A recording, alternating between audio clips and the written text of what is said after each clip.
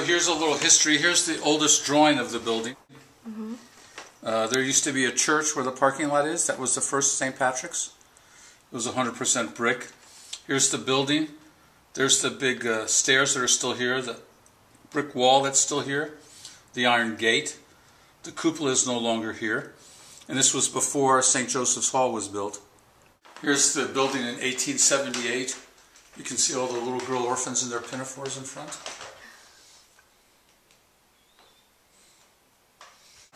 And what is your name? Maria Diltz. How long have you been a docent? Oh, less than a year, probably about 8 months. So you're... This month we have a display of old vintage wedding dresses. It would be nice if you had some help. Oh, it would be nice to have another person here with me, right?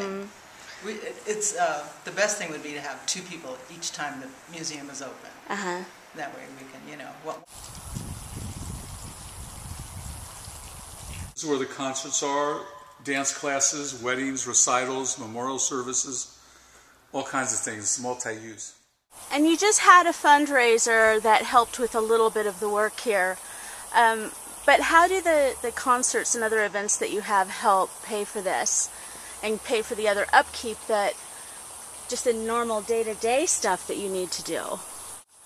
We have to rent a hall 3 or 4 weekends a month to pay our bills. It doesn't give us any extra money to do restoration or preservation work. So the benefit was strictly for preservation and restoration. Bricks and mortar, hammer and nails.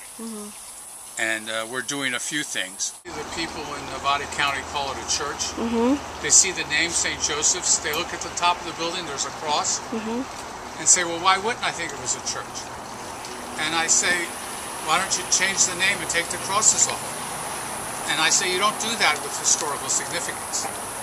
And I tell people, if they lived on the East Coast, for 50, 100 years, people have been buying churches and turn them into something else.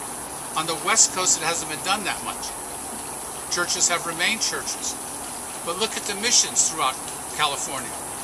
They were once religious institutions. Now they're known as state parks. Right. And if someone would like to volunteer in the garden or the museum, or has some times to do a little, actual labor on the building, just contact me.